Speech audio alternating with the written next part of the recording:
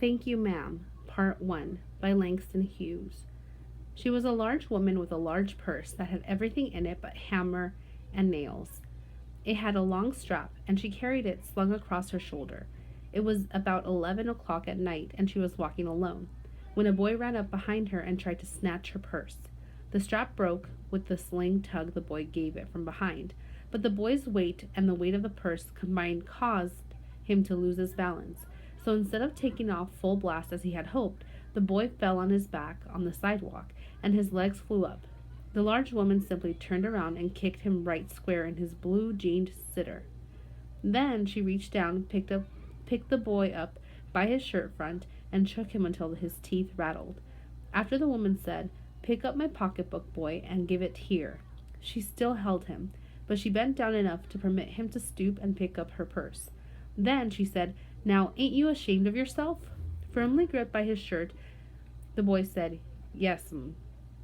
The woman said, "What did you want to do it for?" The boy said, "I didn't aim to." She said, "You a lie." By that time, 2 or 3 people passed, stopped, turned to look, and some stood watching. "If I turn you loose, will you run?" asked the woman. "Yes'm," said the boy. "Then I won't turn you loose," said the woman. She did not release him. "I'm very sorry, lady, I'm sorry," whispered the boy. "Mm-hmm, and your face is dirty. I got a great mind to wash your face for you. Ain't you got nobody home to tell you to wash your face?" "No'm," said the boy. "Then it will get washed this evening," said the large woman, starting up the street, dragging the frightened boy behind her. He looked as if he were 14 or 15, frail and willow wild, in tennis shoes and blue jeans. The woman said, "You ought to be my son. I would teach you right from wrong. Least I can do now is wash your face. Are you hungry?" "No'm," said the being dragged boy. "I just wanted you to turn me loose."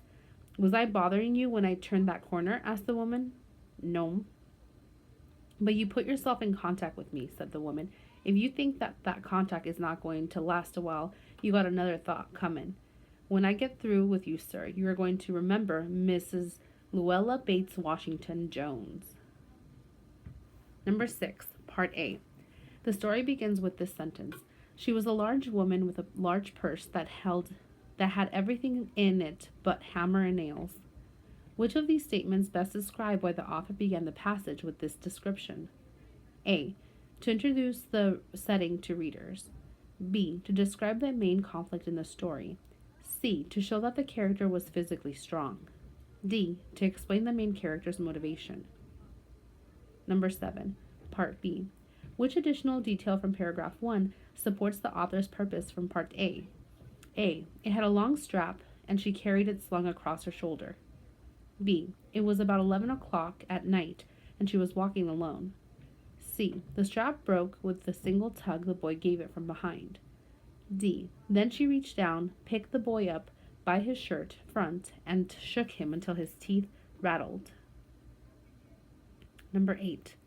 The author ends the section with the woman saying, "When I get through with you, sir, you're going to remember Mrs. Luella Bates Washington Jones."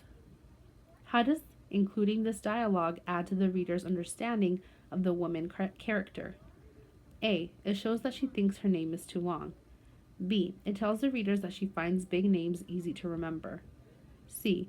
It tells readers she wants everyone to know who she is. D. It shows that she has a big name and a big personality. Number 9, Part A. Reread paragraphs 12 through 16. How do the paragraphs affect the development of the story? Choose 2 answers. A. They provide information about the boy and his home life. B. They explain the boy's reason for trying to steal the bag. C. They tell what the woman is wearing and how she looks. D. They describe an important change in setting. E. They reveal the woman's motivation for holding onto the boy. Number 10, Part B. What detail about the boy does the woman keep pointing out? A. That he is 14 or 15. B. That he looks frail and weak. C. That his face is dirty. D. That he is wearing blue jeans and tennis shoes.